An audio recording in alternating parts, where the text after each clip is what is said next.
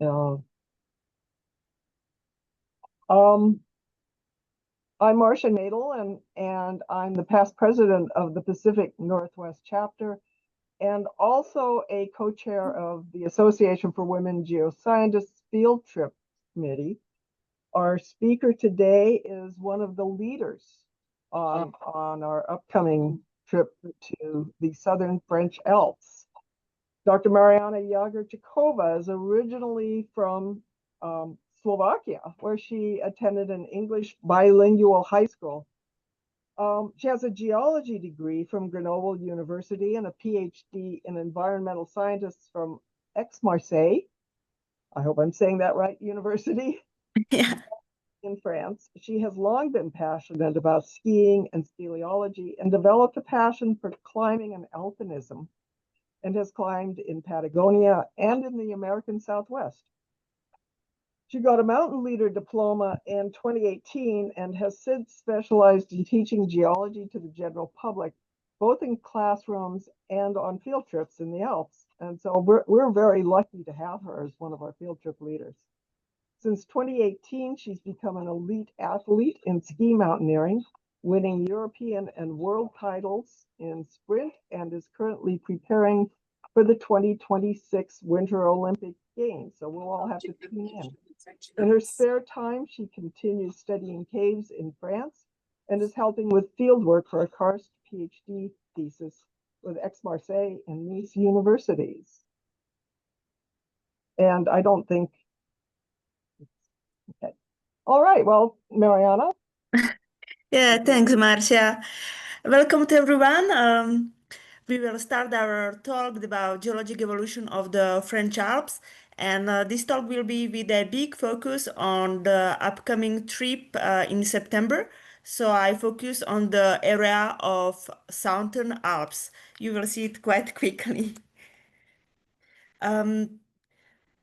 We will start with the localization. So I have just here the Alps. Can you see my mouse? Yeah? No. Yeah. Oh, yeah. You, I can see it. You can't. I Okay. can see it. yeah, I will show with the mouse because it's an opportunity I have like online. Yeah, so here we see the extent of the Alpine arc. So Alpine arc is over several countries of Europe, and our field trip will be located in these zones in France. So actually in the literature, usually this part of the Alps is referred to as Western Alps. Here are Central Alps and here are Eastern Alps. And for the Western Alps, we'll concentrate on the southern part. So let's say briefly, here, here is the Grenoble. So we'll be south of Grenoble. Here is Monaco, and you see somewhere here, just next to it. So we will speak mostly about this region. So actually, when we start speaking about the Alps, we speak about all the things which happened in the region. Actually, for me in this talk, the Alps is not only mountain belt, only the last Alpine orogeny, but it's the geologic history of the whole region. So actually, my talk will start with the among the oldest rocks we know in the region. So before the Alpine orogeny, we had Hercynian or Variscan orogeny, and you are perhaps familiar with this orogeny too because Northern America was affected as well. And why it's important, you will see that in the Alpine domain, we have a lot of inheritance from the Variscan orogeny. In this talk, I may use the terms Variscan or Hercynian, like both of them. Sometimes but it means the same thing for me. But I'm sorry if once is one time one or another. I will try to be consistent, but it may happen that I say Hercynian instead of Variscan orogeny. And it's important because a lot of rock outcrops, especially in the external Alps, are inherited from this period, and as well some deep structures and shear zones are inherited from this Variscan orogeny, and they have impact on the position of Alpine orogeny structures afterwards. So basically, European basement is external Alps. Just one question. You see whole slide, yeah? You see the title and everything. Yes. Yeah, you can see everything because I had some some stuff in front of it, so I was a little bit confused about it. Yeah. So now in this part we will speak about this Variscan orogeny, and here in the photo we see the Pelvoux Massif, which is in the external Alps. It refers to the European basement, so it's part of the European plate. And actually, here the rocks which we see date from the Variscan orogeny. Of course, they were uplifted later. It's not the relief. It's not from the Variscan orogeny, but the rocks were formed in this orogeny. So for the localization, the France is on the east part of the Pangea, and here in the brown color we see the extent of the Variscan orogeny. So it was you are a geologist, so you imagine you heard already about Variscan orogeny. It was the biggest mountain belt in the Earth history, at least what we say in France. And the mountains were as high as in Himalaya, so the structures are really important. Here is the situation about late Carboniferous. It's something like 300 million years ago. So here were some cross-section about in the external Alps, which shows the structures inherited from the Variscan orogeny. So we have a lot of metamorphic rocks, different kind of rocks, which are inherited from the different domain of the Variscan orogeny. We have as well granites. And other structures inherited are these shear zones, which are different faults.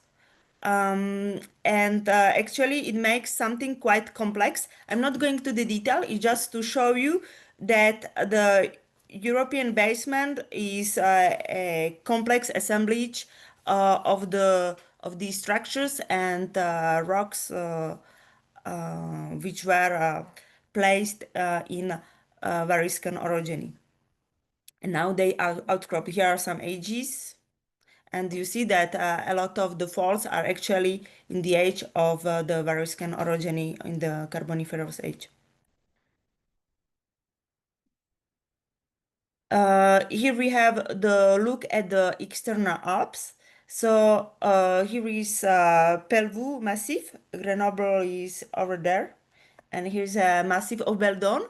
And so just to give you a glimpse about the assemblage, about the rocks constituting the basement. So you can see very, very different lithologies.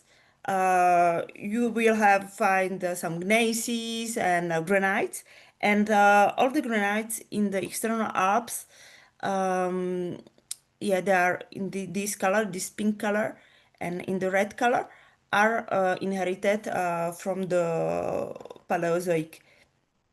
Here is some information about the position of these external Alps. So usually, I don't know if you are familiar with the vocabulary from the Alps, but usually external Alps are referred in literature as ECM, like it means external crystalline massif.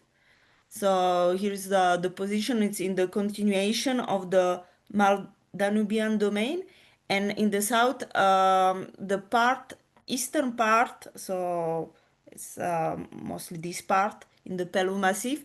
It's actually the part of the Gondwana, and the rocks are even like older. They're like 450 million years old in a metamorphism.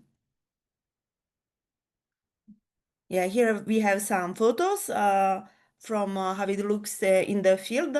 So Pic de la Mèche, it's almost 4,000 meters high peak in Pelvoux Massif. And here we have the bottom part is constituted of granite, and the top part is constituted of gneiss. So it's like a small Torre del Paine in the Alps.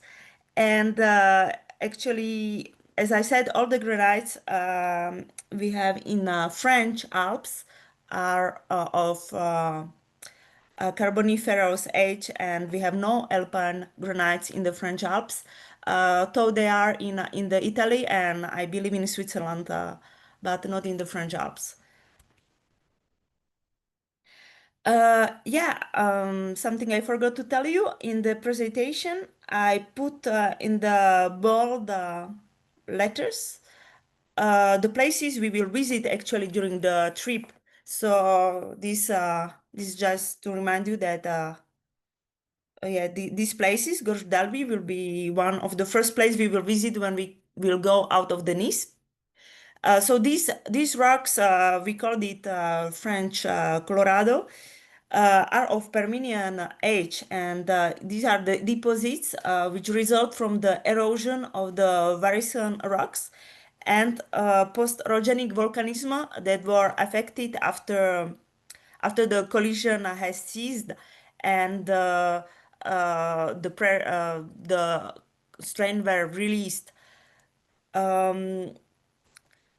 As well, this color, the red color, is due to arid conditions of the Pangea.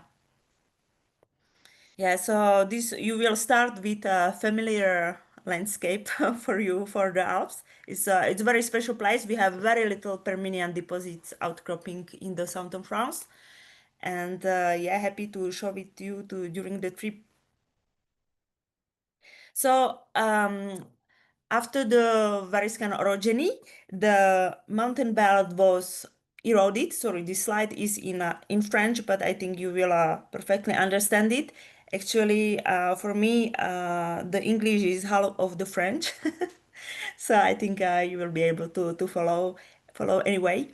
So just before the Triassic period, when we start Mesozoic, the orogeny was erased. And we found a situation which here we called peneplanation.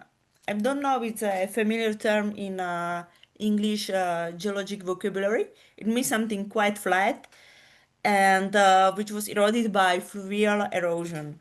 And so the European basement in the Alps, just in the pre-Trias, it's kind of a flat plain with outcropping the rocks from the Variscan period. So we may have the gneisses.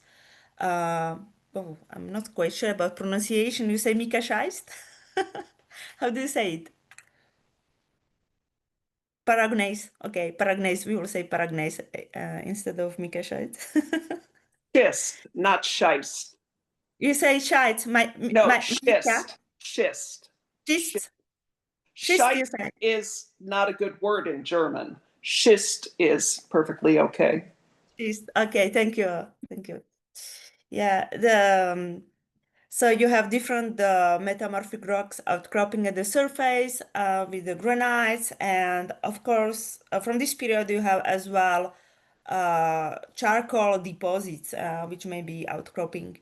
So, beginning of the Mesozoic, we have these flat conditions, and it's good for roaring dinosaurs, for example. But we have less dinosaurs than in the US. But we are still finding new outcrops for dinosaurs fossils in the southern France. So now we may start with the Alpine cycle once the Variscan mountain belt was eroded. I was asking for an illustrative photo to Google for Alpine cycle, and what they put me is the bicycles. Bicycles in the Alps. So actually, the Alpine cycle, as it is explained to the study students, it starts by an extension. So before building mountain, we will do an extension. So here we are in early Triassic period. Our Pangea starts to break up. The Eurasia here is moving away from the Africa. And the conditions we will have in the region is that of the continental rift. Here we have a cross-section. We will see it a few times during the presentation. Here is the west and here is the east. It's this graphics is out of a book. Is very simple, but I like it because we see the main structures and we have not too much information on it.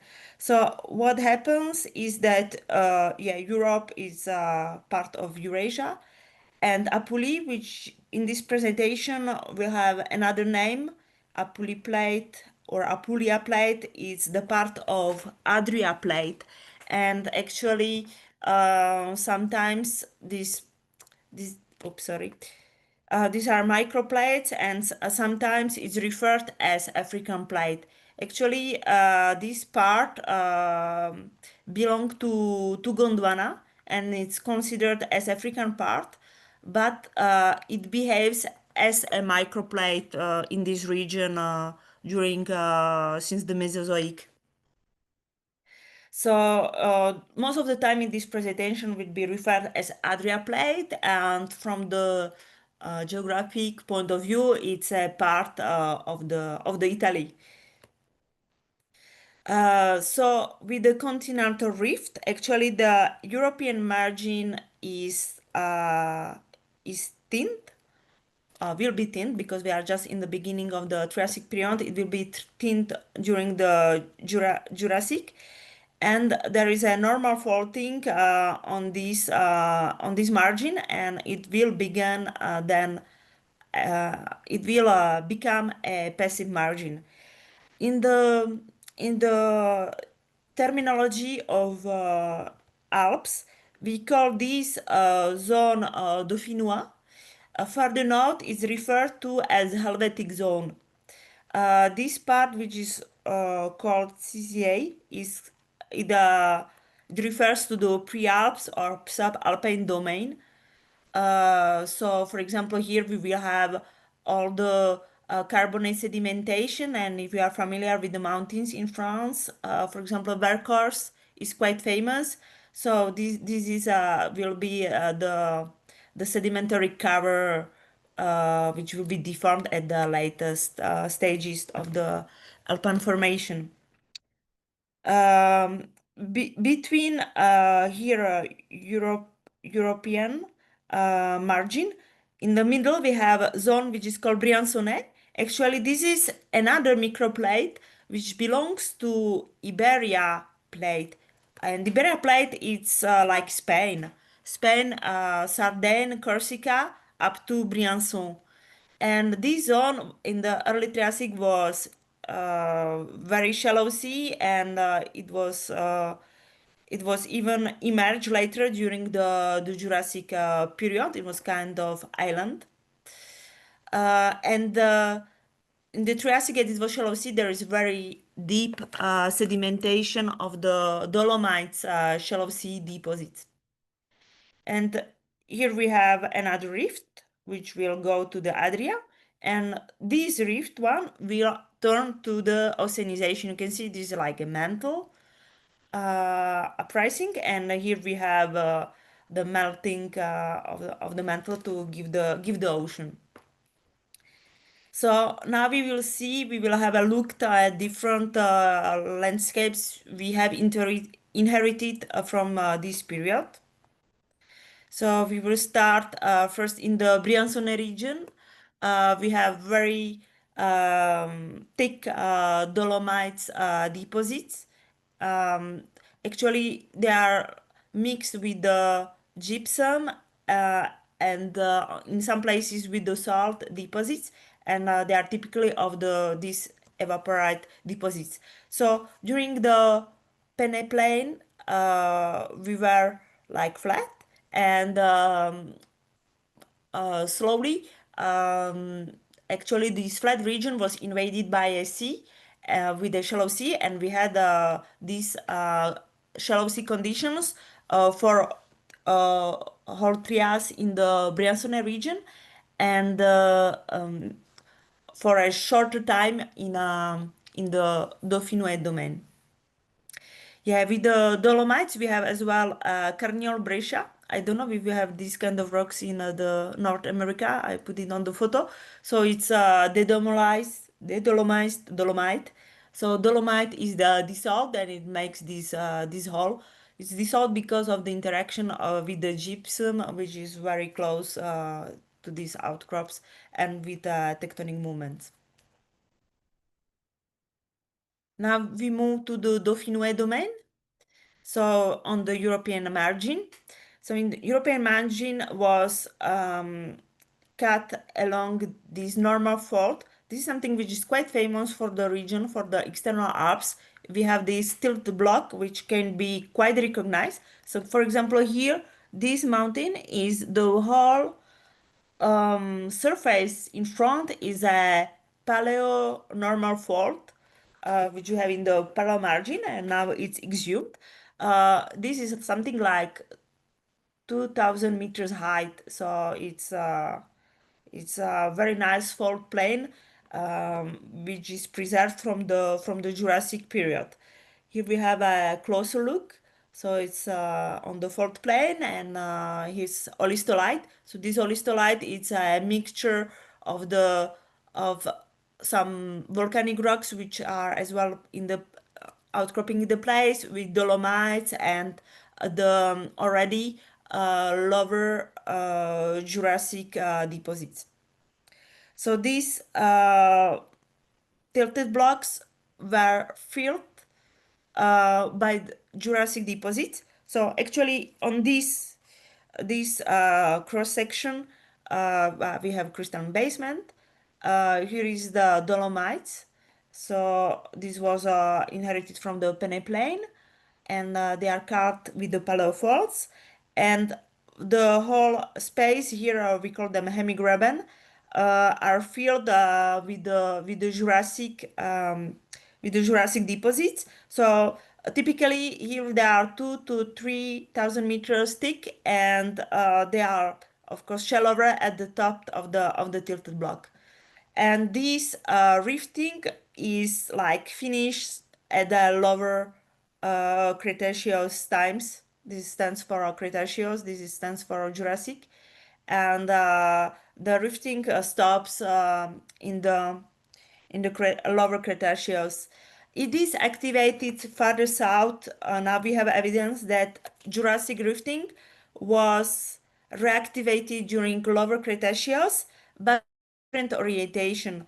These orientations are mostly northeast, southwest, and the other rift looks like being more perpendicular to these orientations. And the orientations of the normal faults are actually parallel to the shear zones inherited from the Variscan orogeny. So here we have this pre-structuration of the basement inherited from the Variscan orogeny, and it will be structuration which will be followed as well during Alpine orogeny.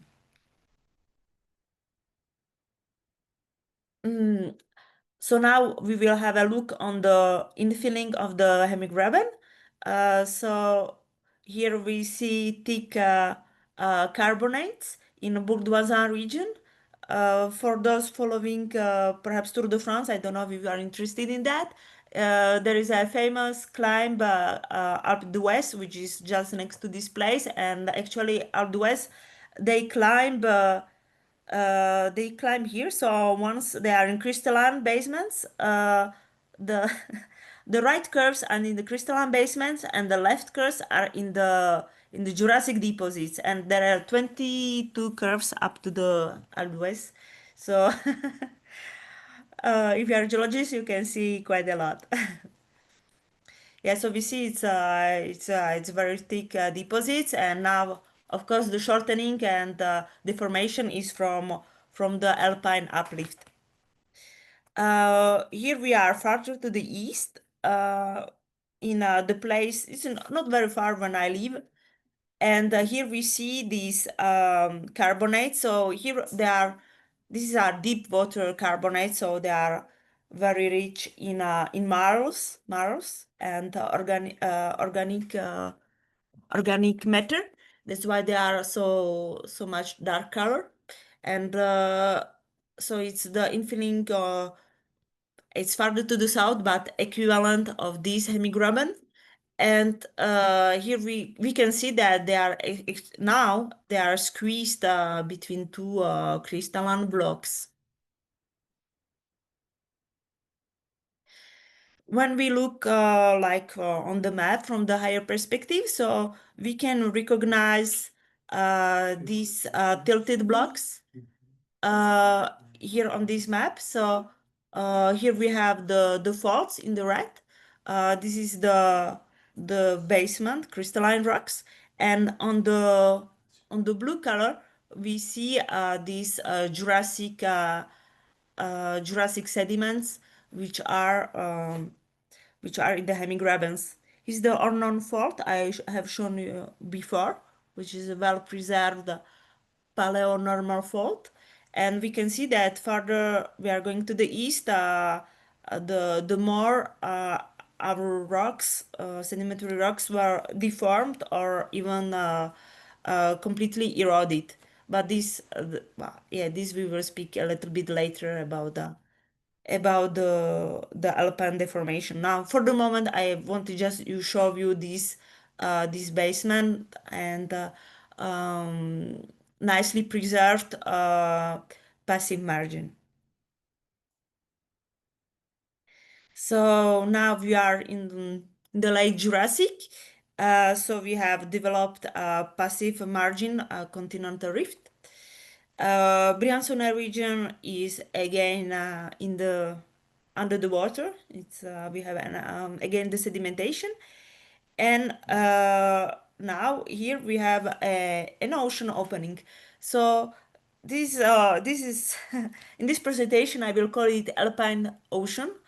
In the literature you can find different names. You can find Alpine Tethys or Liguro-Piemonte Ocean. As a domain, it's called Piemonte domain. So in this presentation, we will stick with the Alpine Ocean. It's like more simple thing to say. So it's separating Briançone domain from the Adria. It's a small ocean because it's just 500 kilometers large, and it's a very slow expansion rate. There is a lot of mantle rocks being exhibited at the bottom of the ocean. Now we can see them preserved in the ophiolite. So our most beautiful ophiolite in the Alps is in Chenaillet. So we have there pillow lavas. This is a vertical wall of pillow lavas. This place is very close to the border with Italy. So its age is Jurassic, 165 million years. And we have here on the photos, I show you pillow lavas, a sample of gabbro, and there is another third rocks outcropping are serpentines. Serpentine. Is it correct for pronunciation?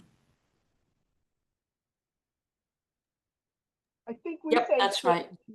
That's right, serpentine. Okay, thank you. Yeah, so this ophiolite was abducted at the beginning of the subduction. So it's like late Cretaceous, something like 80 million years. When we move farther to the west, to the subalpine domain, we have thick sedimentation of the carbonates. So it's one of the places we will visit in Verdon Canyon, where we have Upper Jurassic carbonates.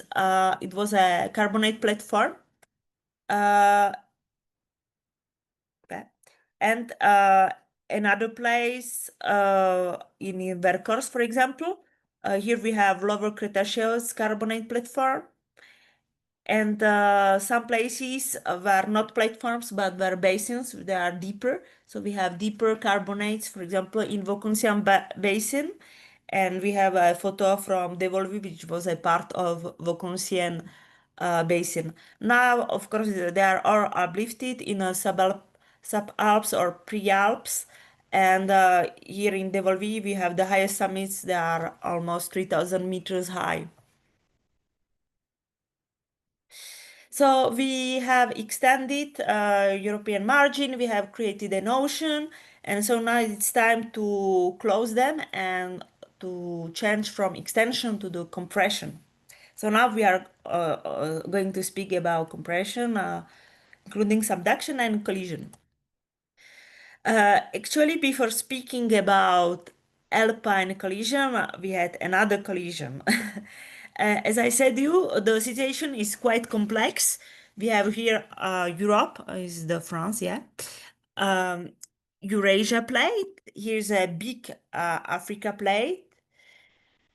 And we have a microplates in between, which is Iberia, corresponding to Spain, and Adria, more or less corresponding to the Italy.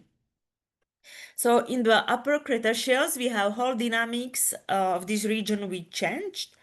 The Africa, which was going away, moving apart from Europe, started to move back in a anti-clockwise movement, and it approached Europe. And the first plate beginning to move was actually the Iberia plate. Between Iberia plate and Europe, there is this rift zone. So actually, so far we were seeing the cross sections in this rift between Dauphinois domain corresponding to Europe and Briançonnet. Briançonnet is here, and Alpine Ocean is here, and here we have Adria.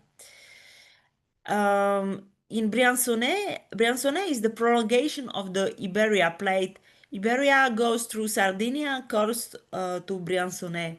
So yeah, it's this. I'm trying with the mouse to redesign the shape of the whole plate, and the Iberia plate made this movement to the right.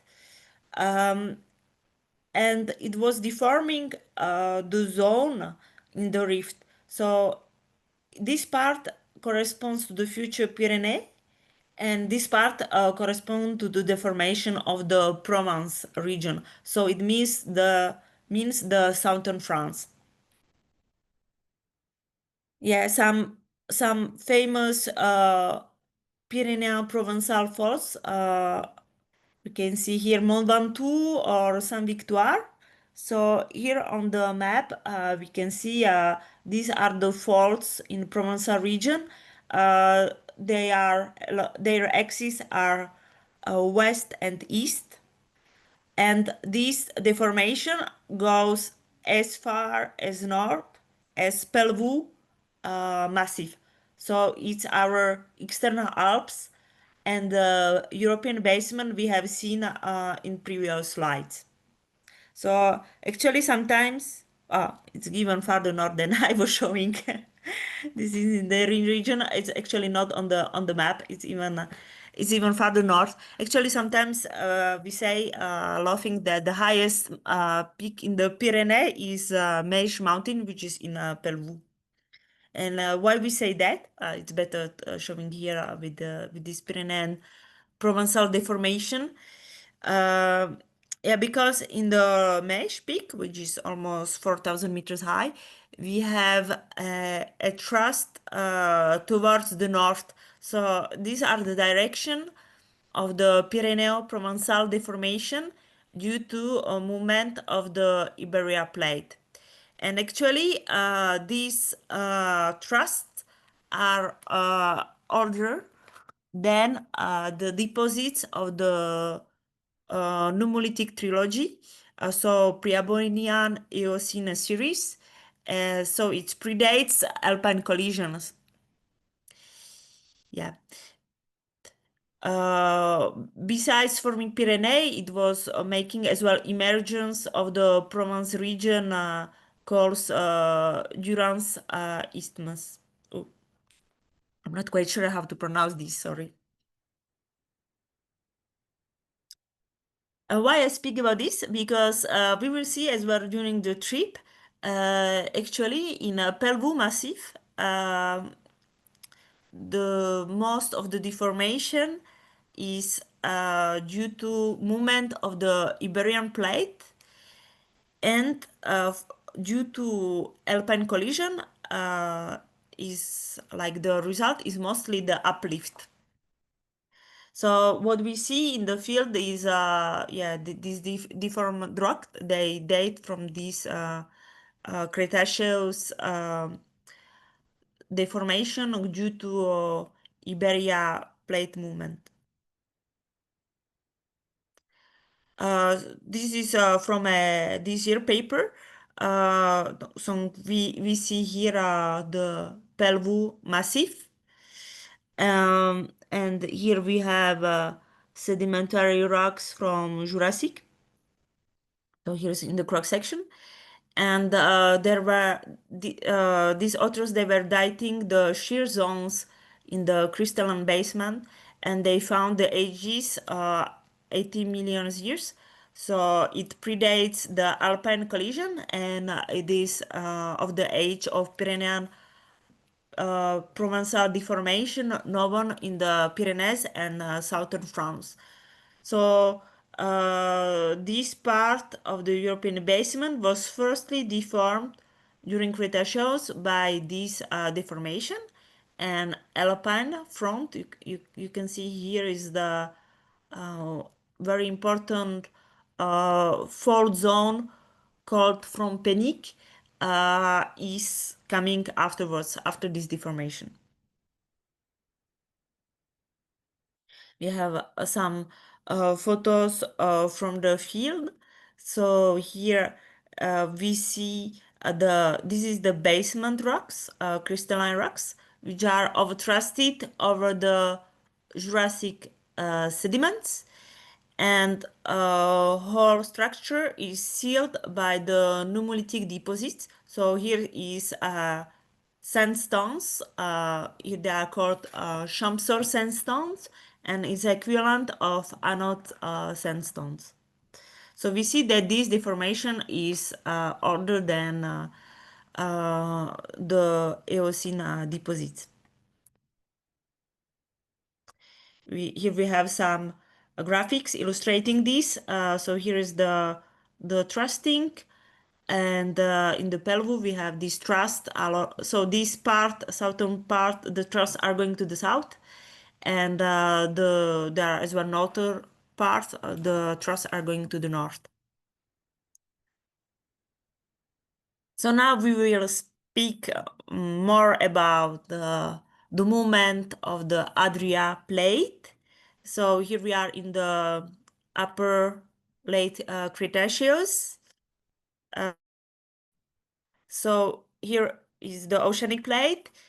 It starts subducting by about 80 million years, and Alpine oceans subducts below Adria plate. So the subduction will lead to the metamorphism of the oceanic plate. We will have typically high pressure, low temperature metamorphism. And this zone of the Piemonte domain will give us the part of the Alps we called internal Alps. So just to remind you, external Alps is part of this Dauphinois domain that we have a continental rift, and the internal Alps are Piemonte domain and this Briançonnet domain, which will be largely destroyed during the subduction. Actually, the crust of the Briançonnet domain, continental crust, will follow the subduction and to do continental subduction, and its cover will be cut in a big sedimentary slices, and it will be the base for the nape stack, which will then later, after the collision, will be moved over the European basement paleorift. Yeah, so now we will look at the evidence of this subduction.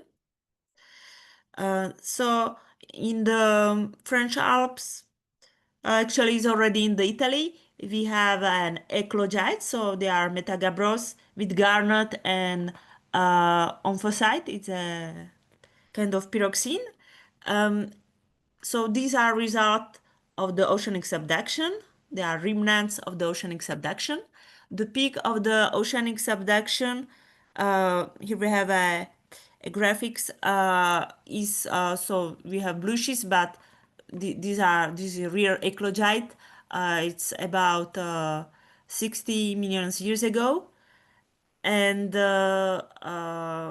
its return to the surface, it's stuck in the depth of 10 kilometers in the green schist facies by about 30 million years, and it's already in some places is back in the surface is already exhumed by the time of 35 million years. So beside Alpine subduction, the Alps were the first place in the world where a continental subduction was identified. So it was identified due to the presence of the quartzite, which is a polymorph of quartz of ultra high pressure. So ultra high pressure means depth of 100 kilometers. So here we have a relic of a quartzite in a garnet. So these are the continental rocks, which are part of Dora Maira Massif. And these are in the Italy, but I may speak a little bit about Italy even if I speak about French Alps. Another examples of the high pressure, low temperature metamorphic rocks are these metagabbro blue schist with glaucophan. This one we should see in Keras during the trip. And we have extremely nice pillow lavas in blue schist facies and in green schist facies outcropping as well in Kera. And I have seen similar in Corse Massif. Actually, part of the Corse, the island south of France, you have seen it was in a part of Briançonnet region, has as well ophiolites, metamorphized ophiolites, and it's part of the Alpine orogeny. These ones are in Kera, so here you can recognize the pillow lavas.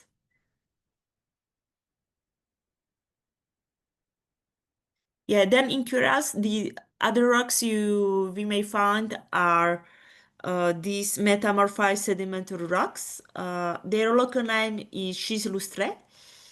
So we see a very strong deformation in these rocks, and actually these rocks are the sediments of the Alpine Ocean, which were accreted during the subduction in the accretionary wedge. So they present metamorphism of green schist facies and in some parts even blue schist facies. They were more retromorphosed than the crystalline rocks, like compared to metagabbro. Metagabbro, they have nicely preserved blue schist, paragenesis, but they may have a little bit retromorphosed. However, the accretionary wedge They have mostly green schist, metamorphism, and some relics of the blue schist. The thing is, I think that they were easier to retromorphose than the crystalline rocks.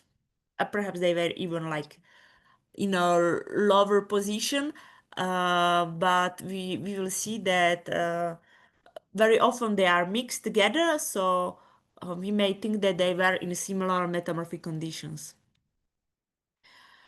So when we walk in Keras in the mountains, here we have the almost 3,000 meters high elevation.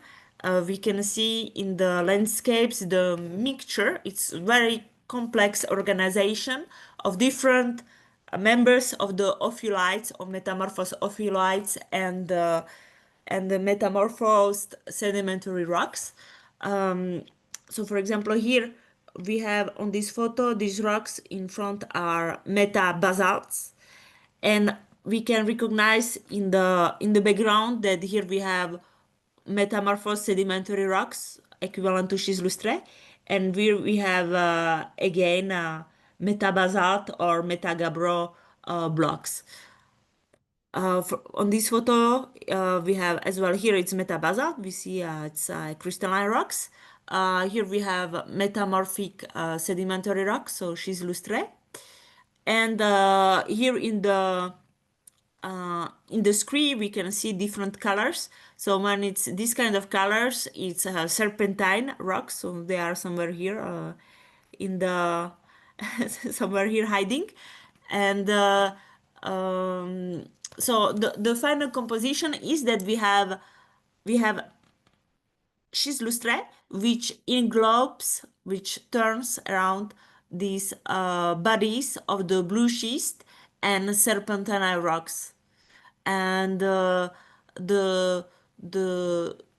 outcrop is difficult to interpret stratigraphically because actually there is no more preserved stratigraphy, and the subducted ophiolites, they were cut it in different bodies and mixed with the schist lustre metasediments, and they were then exhumed in this position like a big mixture of the ophiolites, metamorphosed ophiolites, and metasediments.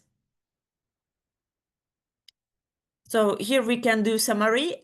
This is this is a graphics in French. Temperature and pressure means pression, maybe quite useful because it makes means as well beer in French. When you order a beer in a bar, you ask for a pression. Oops, sorry. So we may recognize different units. So I was speaking about the ophiolites. So for example, Montviso are the ophiolites of the eclogites, oceanic ophiolites. So their peak metamorphism is around 50 million years. So here we have eclogites. Here we have schist lustre metasediments. Yeah, they are mixed very often with these blue schist blocks, and together they were exhumed to the surface conditions at around 35 million years. And we have as well sedimentary units of Briançonnet, so they were buried at the depths like 10 kilometers. The continental crust of Briançonnet was buried deeper, and is the ultra high pressure rocks we have seen with quasites in Doramaira Massif in Italy. So here the ages are Eocene ages, 45 to 35 million years, and it's after 35 million years, it's we speak about the continental collision. So the continental subduction is just before the continental collision. when we look at it on the outcrops, we can see so the Doramera Massif is farther to the east. Here we have ophiolites of eclogites and quite big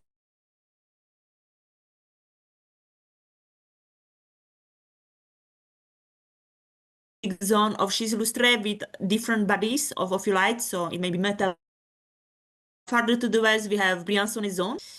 And you can see that during the collision, I think you lost me. Can you hear me? We did briefly. Maybe It was very brief. turn your video off, Mariana. It might just help the internet connection. Okay, thanks for the recommendation. I will take video off. Yeah. I don't think you have time to look at me. It's a lot of information. Yeah. Yeah, so I was saying that these whole internal units were during the collision, Alpine collision, were thrusted over the European basement in Pelvoux, and it's along the one of the most important faults we called from Penic. Well, here it's called Penic frontal thrust. In another slides, it will be called front Penic, so don't get lost, please. Yeah, and just a notice about this picture. Here we have a lot of normal faults, and actually the situation in the internal Alps is that we believe because it's very difficult to determine the altitude when in the geology studies, but usually what we are told that the elevation of the internal Alps during Eocene Oligocene times was like 6,000 meters. Now it's a little bit less than 4,000. The Mont Viso is the highest summit. So that after the collision ceased, there was an extension, and that's why we have a lot of normal faults in this internal domain, and even Penic frontal thrust has some extension movement now, or when we look at the outcrop, we see an extension. So that's why we have all these normal faults on this picture. How to interpret the exhumation of these internal units? So during the collision, the Apulia plate actually it has the composition in the depth that there is a very rigid mantle, lithospheric mantle, and it is indenting towards European crust. And there are slices at the depth, so they are identified by seismic experiments, by tomography. We see that there is a high speed, low temperature anomaly in the crust and the mantle. And so these indators are responsible for deformation and exhumation of these internal units and their thrusting over the European crust. And you can see as well that the European crust is rooting below the internal units, and it's going quite deep. So to resume a little bit what we have seen so far and to look on some paleo reconstructions, we had oceanic subduction from 80 to 45 million years. So the Alpine Ocean subducted below Adria plate. We had formation of this accretionary wedge. So here is course, for example, so we can see that this path was as well affected by the subduction, and then the ophiolites were overtrusted over the course as well, and the southern European basement.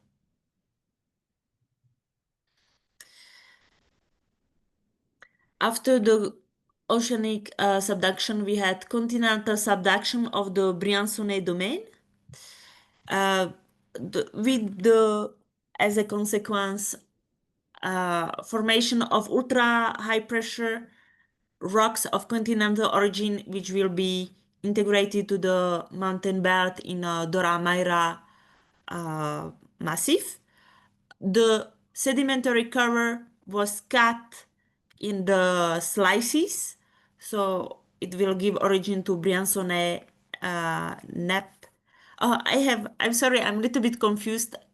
You say nape or nap? We say nap. You say nap. Nap.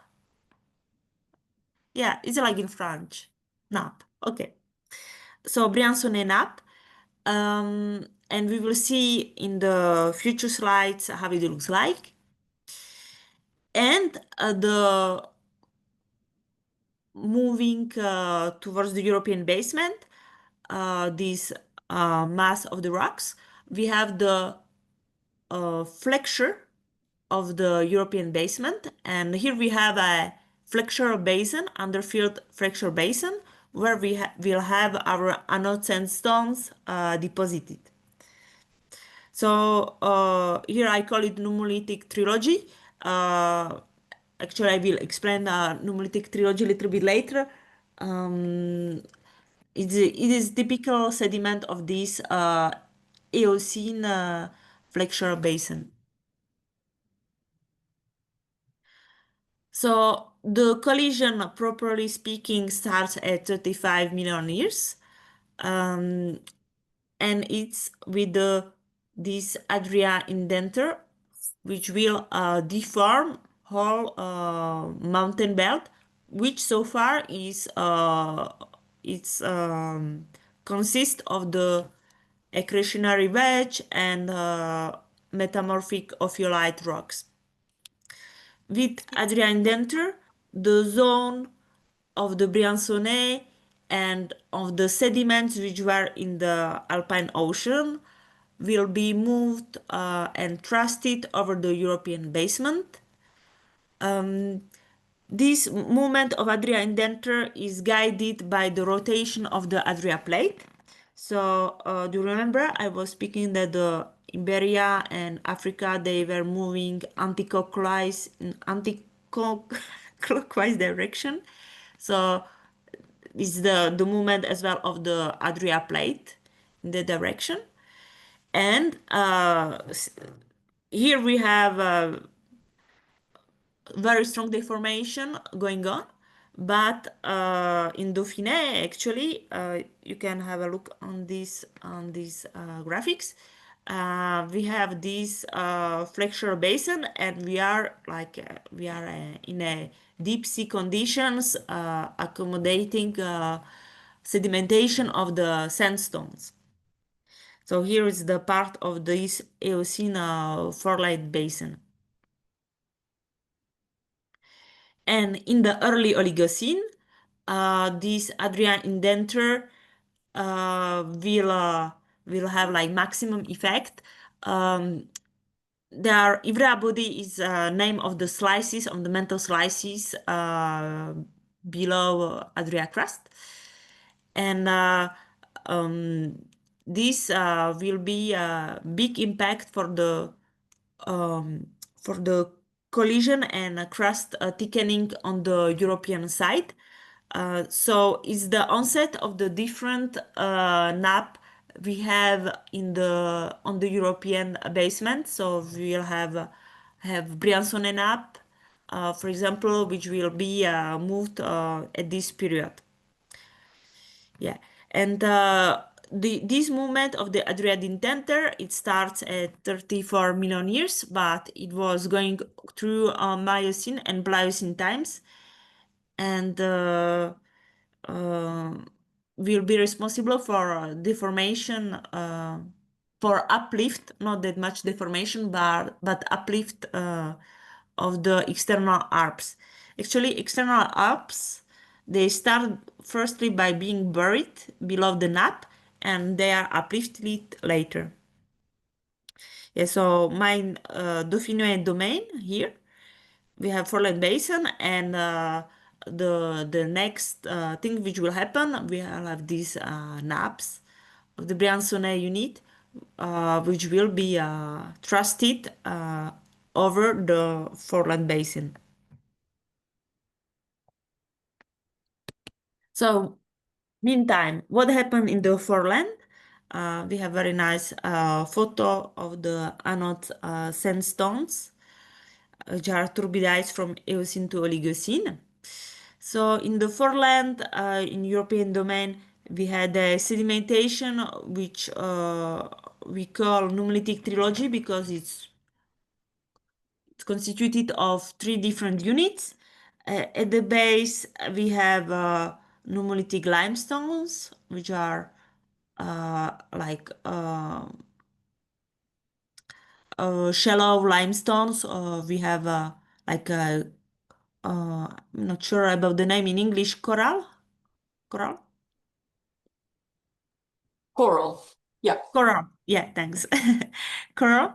Then we have deepening, we have blue marls, and the third part of the trilogy are these massive sandstones of deep sea conditions. So when we interpret the extent of the sandstones, actually we see that they go from Nice here through Anot, farther to the north. So we will see the sandstones as well in this region during the trip in the Chamsor, up to the Aiguille d'Arve, and even farther to the north. So it's a big system of the turbidites. And from the provenance studies in Anot region in south of France, it looks like they were sourced from Sardinia and Corsica. And it's quite funny because Corsica is no longer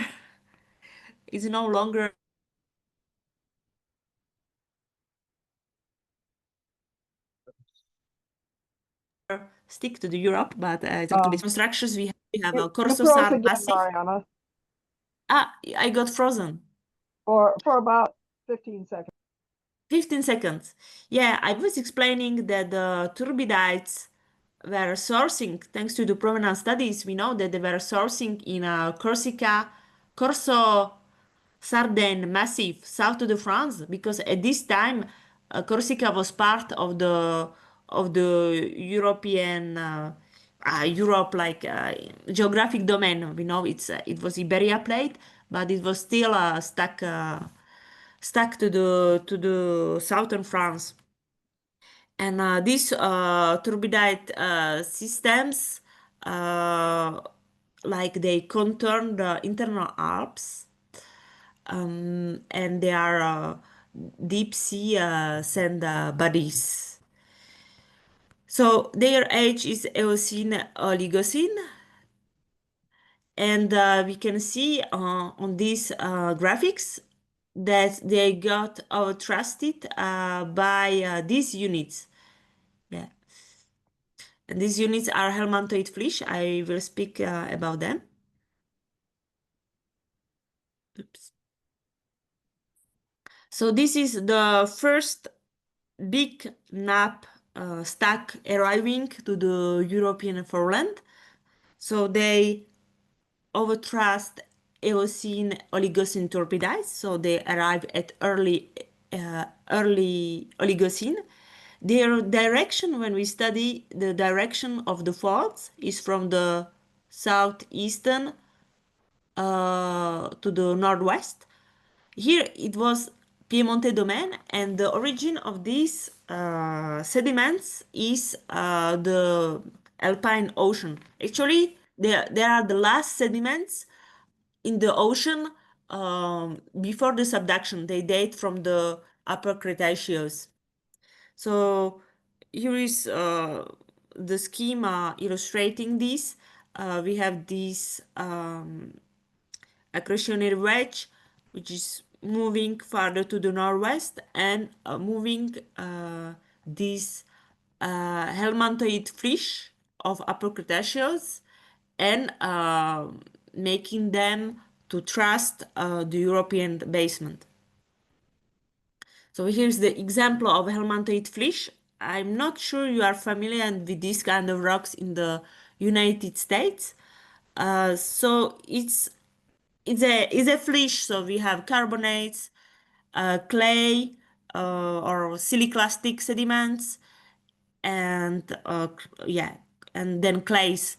And in the carbonate part, we have this. It's like a track of an animal. We don't know actually what it is. It's like a fossil track. We don't know if it was a kind of worm or what it was actually. But the name of this is helminthoid because it's like a worms, like the worms in a digestive system. So it was inspired for the name of these rocks. So they are the nape trusted over the sandstones in the southern France, and we will go just next to this fault. So we should stop there. We have time. Just a bus stop. And if you see at the map, it's a quite big region covered with these helminthoid fish. And their geological name is Ambrunet ubaye sheets. The second nappe of the sedimentary rocks moved over the European basement, so they overthrust helminthoid fish nappes are Briançonnet nappes, Briançonnet units, and their movement is from west to the east, and they are due to Adria indenture. Yeah, and they are overtrusted as far as Pelvoux basin. Oh, Pelvoux basin, Pelvoux massif. And their movement is along the frontal panic thrust. So here we have the panorama from Col de Lotare. So it's as well the stop during the field trip. This is Col du Galibier, it's famous pass at 2,600 meters high. And here is the geologic interpretation. So our Eocene Oligocene turbidites equivalent of anode sandstones is here, just below the grass. So it's part of the Dauphinois zone, well, typical sedimentation. And all these rocks are trusted.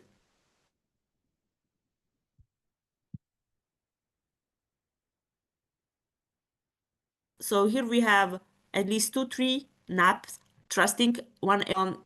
This is typically, well, something I will explain the trip as well. This is typically sedimentation of the Briançonnet domain with thick dolomites. Yeah, I think I was frozen a little bit.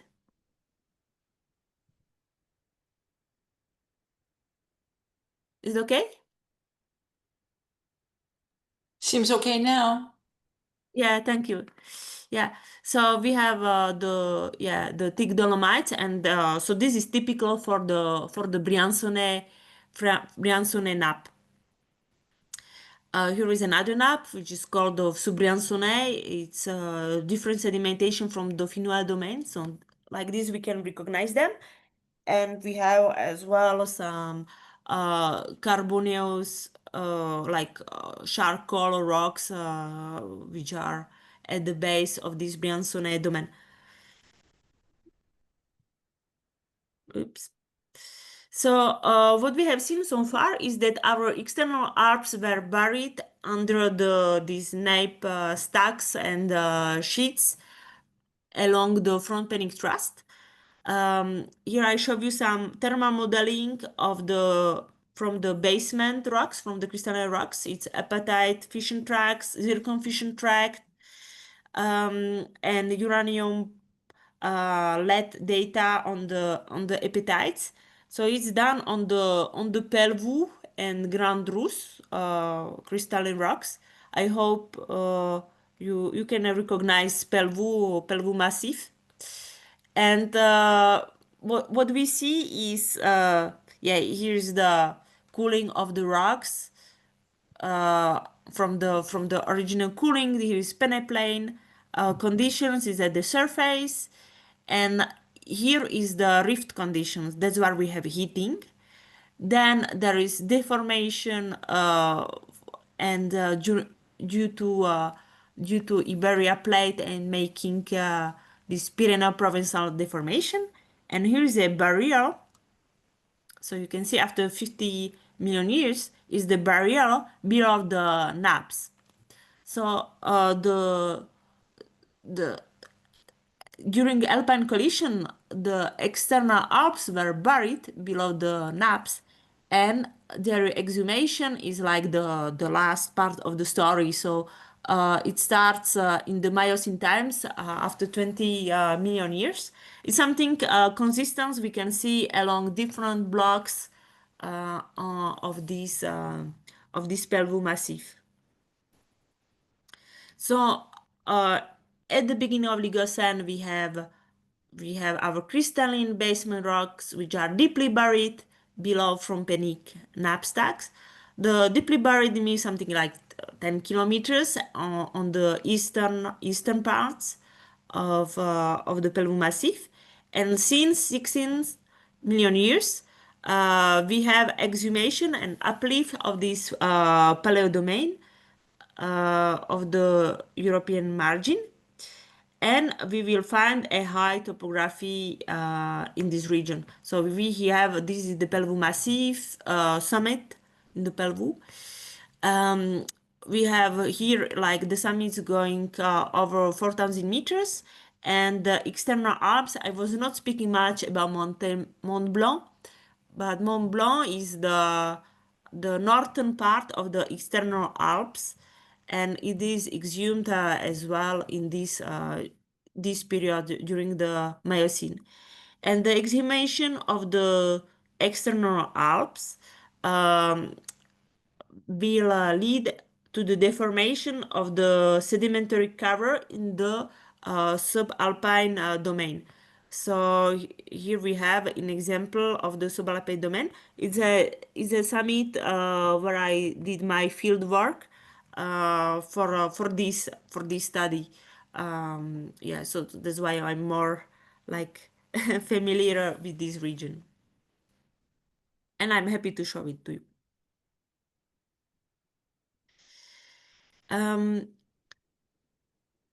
So here we move further to the south, to the Dune region. Now I missed a little bit the map, but it will come just after. So we have to the north, in Pelvoux, we have exhumation of the crustal basement. But further to the south, we have thin skin deformation. So the deformation is, for the moment, is along the thrust in the sedimentary rocks. And the most famous thin skin deformation is Din Nap. So here we see on this picture velodrome, which is a famous feature in the Digne region. And actually this is a Miocene basin. It's marine rocks, continental conditions as well at the top. And it was overridden by Din Nap. So Din Nap is just behind. And here we are in a erosional half window. So that's why we can see the overridden sediments. So Din Nap is a thick profile of the sediments. It's typically here we have something like several hundred meters of the sediments. Here is lower Jurassic sediments of the Dauphinois domain. So they are very, very thick. You have seen, if you remember, this was the sediments of the Palomargin in the tilted block. So it was very thick. And the DNAP moves over Triassic sediments, which are gyps and salt. And now, in the recent studies, it's the salt tectonics is a lot of used for interpretation of the fault forms we can see in the region. Here is the card, so it will help me a little bit to show you better where is DNAP. So the Pelvoux is here, and this is the front of the DNAP. And the erosion window we were seeing for velodrome is here. So it's quite a long structure, and we can see that this thin-skinned structure is located between two different crystalline blocks. So we have here Pelvoux, and another place I wasn't speaking about it so far is Argentera. So this DNAP is in between them, and it's very likely covering another crystalline block, which is in this region and which is not yet uplifted. But some scientific thinks that as we have here an erosional window, it's because uplifting is going on in below. Yeah, this is a village we'll go through in Barrel Hall window. So yeah, it's here. And we can see the deformation which was below the DNAP.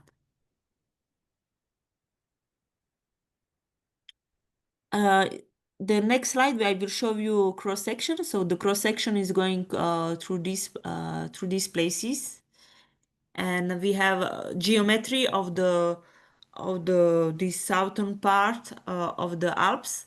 So here you can see the crustal blocks which are buried, and the movement of the DNAP along Triassic sediments. Here on the yellow are helminthoid flysch sediments, the NAP which was before, Ambrune by Napsht. Yeah, we are coming to the end.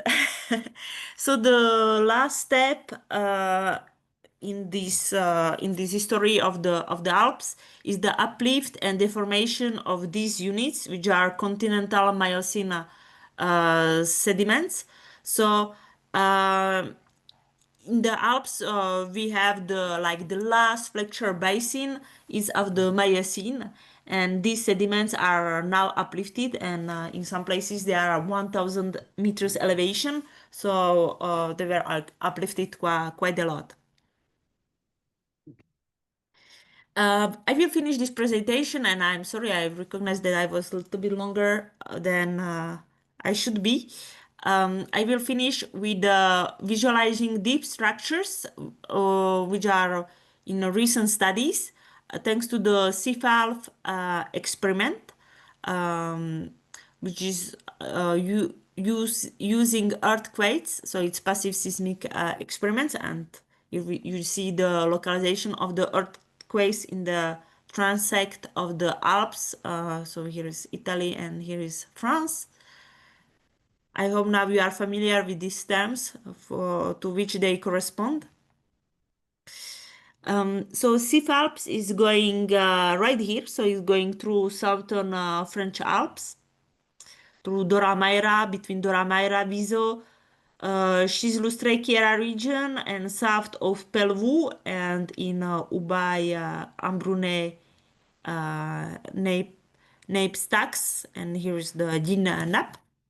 So one of the major results of this experiment is the visualizing of the of the European and Adria lithosphere, and as well deeper mantle rocks.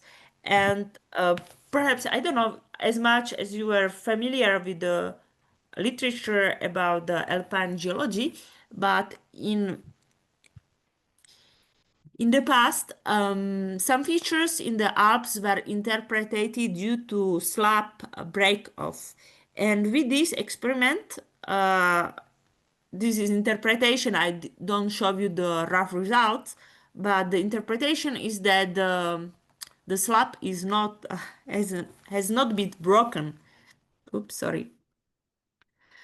So we see the slab on the tomographic results, and yeah, so now we have the slab between below the Alps. In the experiments, it can be visualized this indenter, Adriatic indenter, responsible for the deformation of the internal units and exhumation of the high pressure and ultra high pressure metamorphic rocks. And it's as well possible to see the crustal, the overthrusting of the European margin below the mountain belt. And as well, the below the European crust, below the European basement, the crust is quite thick, and this thickening of the crust is due to the formation of Pyrenean-Provençal orogeny, so due to Iberian plate. And yeah, we will just finish with this diapo. So with this slide, so we see all the transect we were speaking. Here we have these ophiolites, internal Alps. Yeah, so it was for me it was quite funny to realize that for geophysicists, Western Alps it's the ophiolites and Briançon and up, and the European foreland, it's just European foreland. It's not like external Alps. They call it external zones, and so here it's in the internal zones. Yeah. Thank you for your attention. Perhaps you have some questions now. Well, thank you, Mariana. That was amazing. Yeah, it was quite dense. I hope you are a little bit familiar already before. Well, that actually cleared up a lot of things for me, and one of the questions I've had about the Western Alps is, why does the trend turn from east-west to north-south? And is that because of the Adria indenter? Yeah. Okay. Great. Yeah. Actually, the deformation, north-south deformation making east-west faults is due to Iberia plate, and then the north-south trending is due to east-west deformation, which is due to Adria indenter. All right. Well, thank you. There was one question in the chat quite a bit earlier. And oh, it was just mine about the breccia, but never mind. I'll ask it when we get there. The Carniola is considered a breccia, so it goes back to the Jurassic evaporites. Yeah, you would like to know more about the breccia? No, it's okay. I'll ask you when we get there. I have a different question or comment, really. I think I never appreciated how much the subduction of continental crust sort of shaped the Alps and make them so unique and so different from the Rockies. But why did continental crust get subducted? Or is that too big of a question for right now?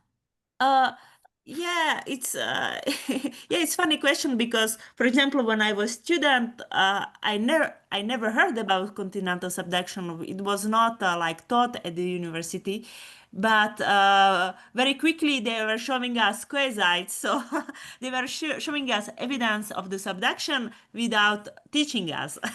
But what they say, there are at least two different continental subduction identified in the Alps. There is one farther to the north in Sesia region. It's a region I know very little, sorry. And another one in Dora Maira. In Sesia, they say it's because there is exhumed conditions. It helps to subduct as well continental crust. It's not quite clear for me. And in the southern part, instead, they say that it's like pulled by the oceanic slab. So it's the continental subduction is because the oceanic slab, even it was not very large, not very like long.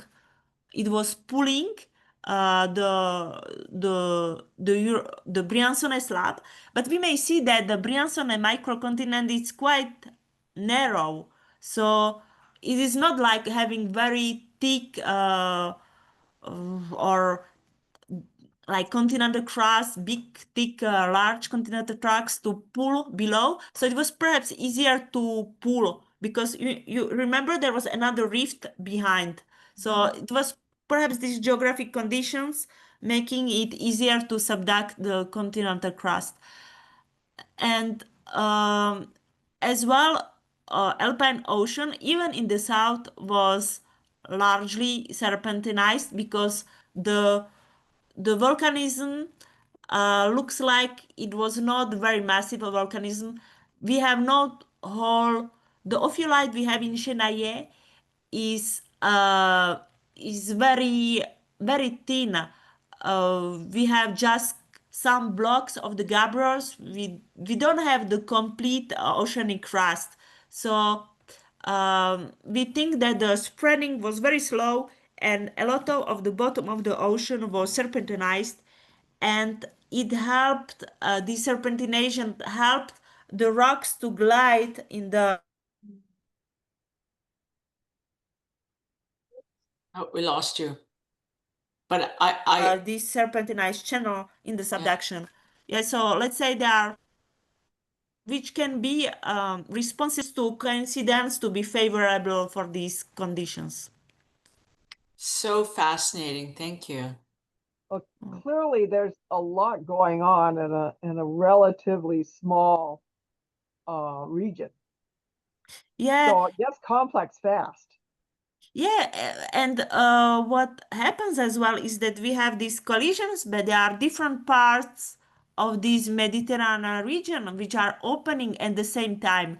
When there is this movement of the anticlockwise direction of the Adria plate to go to provoke this deformation due to Adria indenture. At the same time, there is opening of the Ligurian basin, which is moving Corsica and Sardinia away from the Europe. So we are closing farther to the north and opening to the south. It's very complex. I have a general So- question. Is there time? I have time, yeah. Very generally, was the history of this complete research that you've given us, was it in fits and starts, or has it been largely developed in the last 50 years, or has there been a fairly good understanding? Can you speak a little bit about the history of research to where we know it now? Is that a okay question? Yeah. I may give you some insights. Mm, I have some professors when I studied in Grenoble. Now they are retired, so they studied the Alps like for last 50 years. What I know from their career is first they started in the Alps, then they moved to Himalaya, and they come back to the Alps. So there are some concepts which were known for the Alps, but they ended at the point they said it's too complicated. They went to the Himalaya when it's like bigger scale, and it was clearer, and they developed new concepts, and they come back to the Alps with new eyes. Let's say it like this. And what happened in the last years, it was more difficult to travel and a lot of research. These results I have showed you, most of them are from the last 15 years. And why? Because they are financial of the projects for the Alps. There were a lot of PhD students working on the Alps. I have to admit that I showed you a lot of results from the Grenoble University researchers because yeah, I know the best their results because I've been their student, so it's let's say more or less normal, and they are close to the Alps and their region, so I think they are the best to study it. And we have as well this CFALF seismic experiment which helped to confirm some ideas, and it changed about the slab break of it changed a lot of the interpretations. And there is as well the development of the new techniques. What changed is the thermal modeling about to understand exhumations, uplifts, and what changed as well, and it's still ongoing, it's to understand what was the impact of the Pyrenean-Provençal orogeny on the external Alps on the south in the southern France. This is still ongoing now. The PhD thesis I should finish this year. I have shown you the results from the 2025. So let's say this is a very new research. Thank you. Yeah, it was very long response, sorry. We have Karen Siglock with us, and she's at the University of in Nice. And for those of you who saw her January talk that she did for our chapter, she does mantle tomography. She's done a lot of work looking at what's happened to subducted plates under North America, but I don't think she's done a lot in she may have left. Oh, there she is. Done a lot in Europe. Karen, I'm wondering if you have any thoughts or questions about the fate of the subducted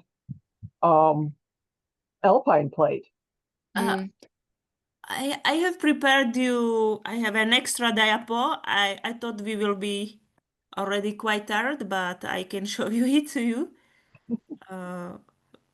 Did I put it? Because now I see you. So, do you see my screen? We see No, your final slide. yeah. You Okay. may have to stop sharing and then reshare. Yeah. Now you should see. No. Yes. Yeah, so this is the results as well from CFALP's experiment because they did as well tomographic visualization, so only interpretation. Oops, now I have see all black. Yeah, so this should be the situation of the slabs in the Mediterranean region. And supposedly there are 3 slabs, so this is Alpine slab, and there are 2 slabs of the Adria. And there is a zone where it's like there is a space for a mantle flow, and they identify active asthenospheric counterflow here. Yeah, but it's not my specialty. I will not be able to say more than this. What I may add from what happens at the surface at the moment in the French Alps, when we look at the GPS velocity of the shortening horizontal velocity, it is almost 0. but we still see uplift. Its uplift is order of a few millimeters in the Northern Alps and very little in the Southern Alps, is less than 2 millimeters per year. And when we take off the isostatic components due to deglaciation or erosional events, the very little part of the uplift, it's like 1 millimeter per year, would be due to mantle movements, and they still should be investigated, but because they are very little known. So we have some evidence at the surface that something's going on in deeply, but it will be in further research, I think, necessary to clarify what's going on.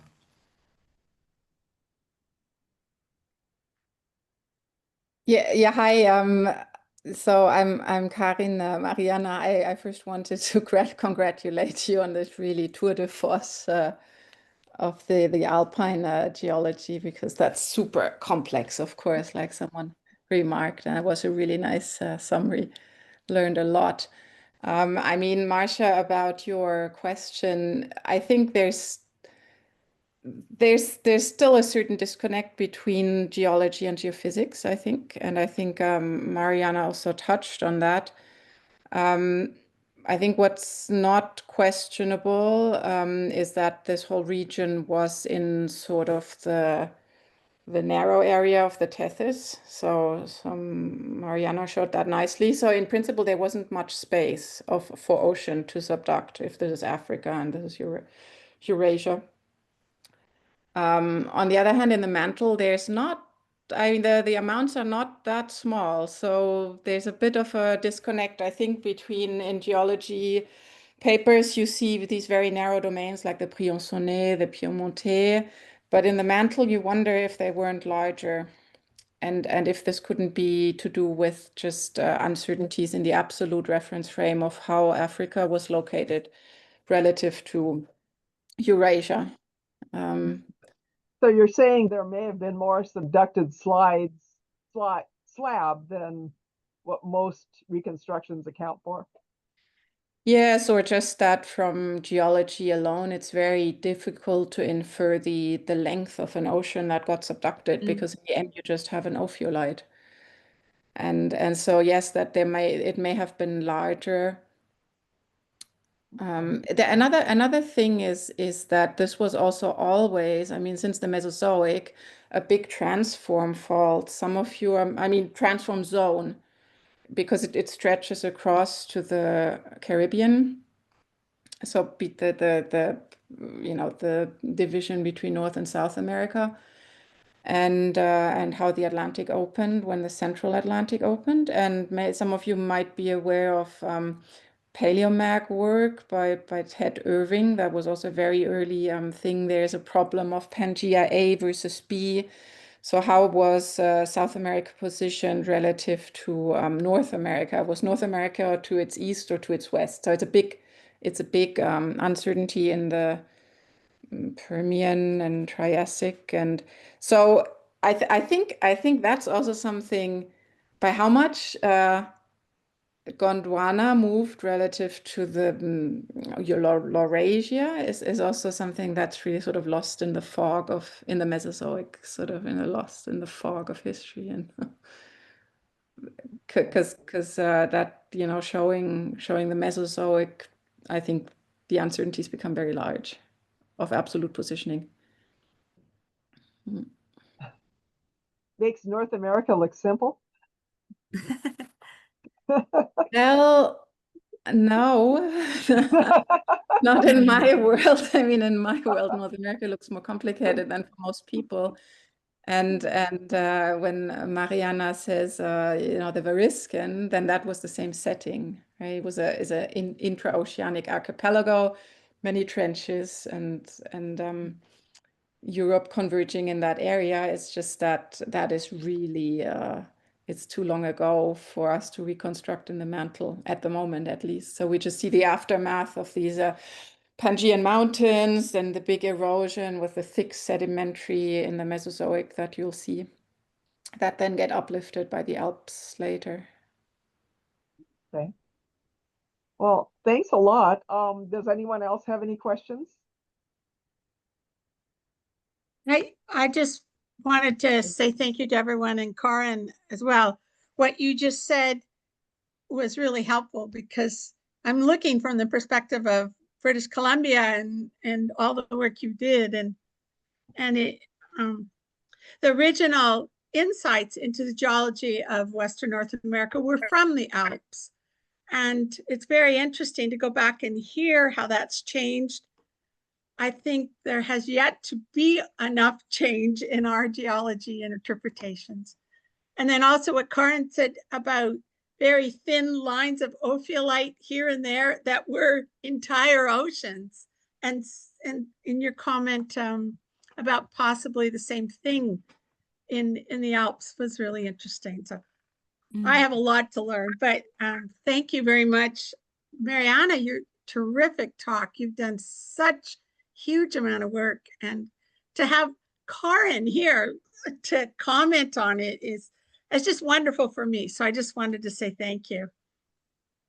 Yeah, thank you. Sorry, I forgot to switch on my camera. Yeah, thank you. I was a little bit stressed about my English because I'm not speaking English on everyday basis.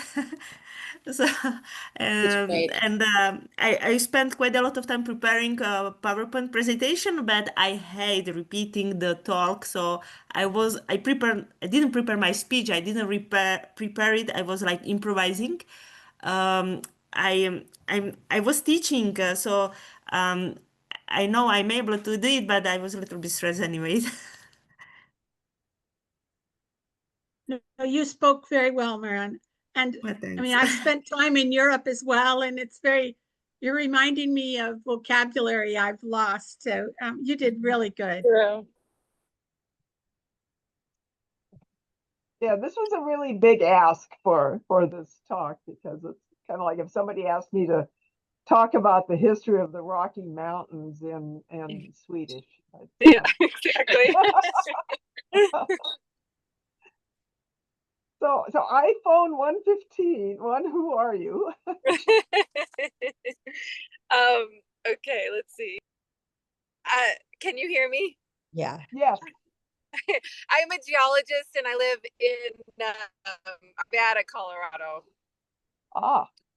And I just joined, so this is my first talk, and I love it. I've spent a lot of time climbing in the Alps, so and doing field work in the Southern Alps, so Southern Andes. Sorry. What's your name? Oh, you froze. My name's Aaron Newton. You're breaking up. Newton. Sorry. Oh, well. I'll put it in the chat. Oh, okay, great. Aaron Newton.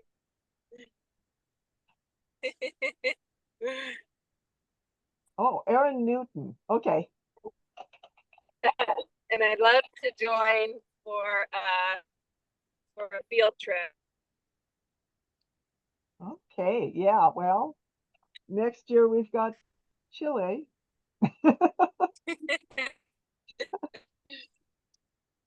So field camp in Argentina. Okay. Ooh, field camp in Argentina, that'd be great. Does anyone else have any questions? Because if not, we probably ought to let Mariana go. Thank you. Oh, okay. Thanks a lot. Thank you. You're It was so welcome. great. I love the talk. Yes, Thank you, Mariana. Looking